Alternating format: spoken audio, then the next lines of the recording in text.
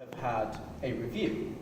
And what I mean by review is that somebody has been appointed to look at the service charges and consider whether they're reasonable, whether they make sense, and so on. So knowing that, in the previous AGM, we all had a vote around whether we would also like a review, and that was resoundingly in favour.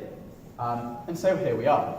So now we have a full set of 2017 accounts, which we are waiting for to be finalised. So now is the time for us to say, okay, well, who are we going to appoint, and what does that mean? What's the difference between where we are now? So, slides look more jazzy. Thank you. So if we look at the service charge accounts, they are subject to an audit. And I'm not going to go into the boring details of what an audit is, but if we go high level, a professional will look at those accounts and see if they're materially misstated, if there is something wrong. And how do they do that? They sample test them. It says there is £100 spent on something. Was there £100 spent on something? Wonderful, move on. And there's perhaps an analytical review, which means looking at them, seeing if the movements are sensible, and so on. Probably oversimplified it, but I don't think it matters. It's broadly what it is. What we're talking about is something that's slightly different. It's a review, and it's a review by somebody appointed by the leaseholders. And why is that different? Well, that person is acting in the best interests, not of shareholders, not of Ballymore, not of anybody else, but specifically for the leaseholders.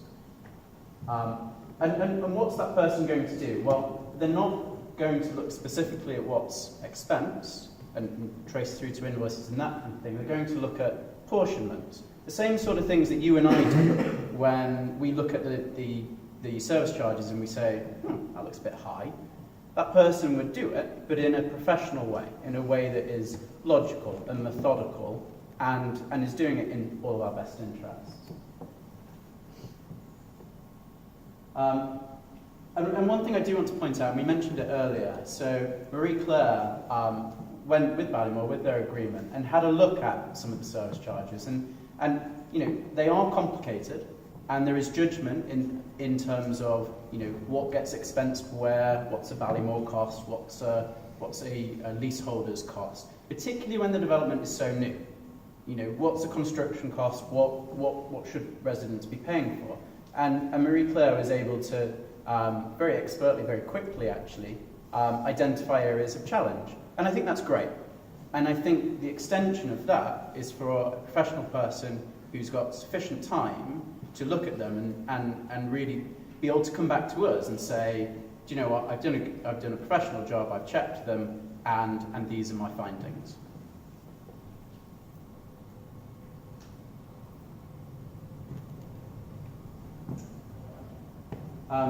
And so there is somebody that we've identified.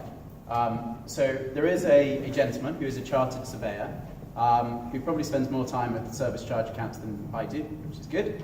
And he has, importantly, worked with Ballymore before and performed similar reviews for the residents of Pan Peninsula and New Providence Walk.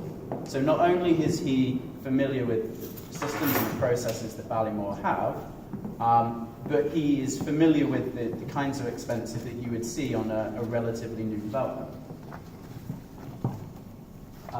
As I mentioned, he knows Ballymore, he knows the people, and the idea is, and importantly, he's already an accepted Ballymore supplier.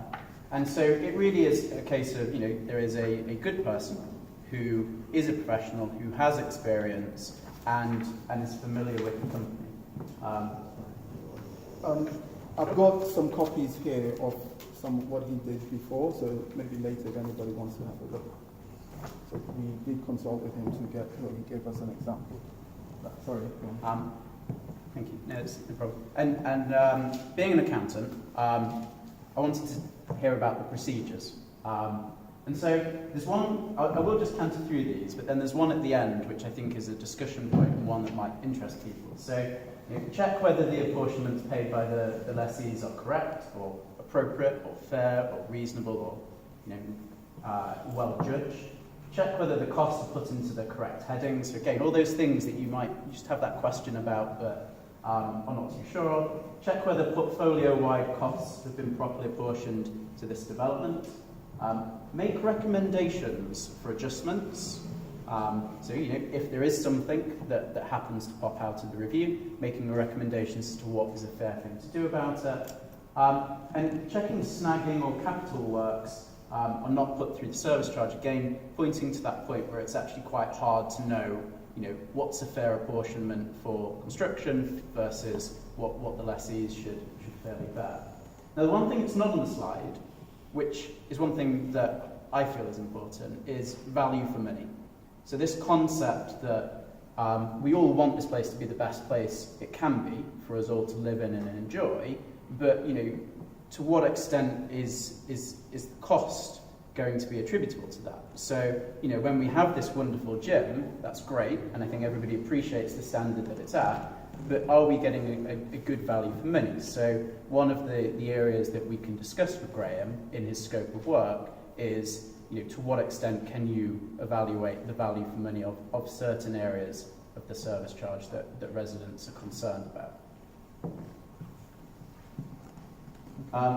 And that really was the end of my service charge chat. One other thing that I did want to point out, Ankit and Faraz, who are standing for election on the committee, once we get to the election of members, have volunteered to be the service charge committee. And that really is about the role of moving forward with Ballymore in terms of let's get Graham appointed, let's get the accounts finalised, and let's move on through the review so that, as residents and as leaseholders, we can all sit back and go, well, the proper process has been gone through, independent person, the expenses have been challenged, and actually the recommendations have been followed up on. That's it. Thank you very much.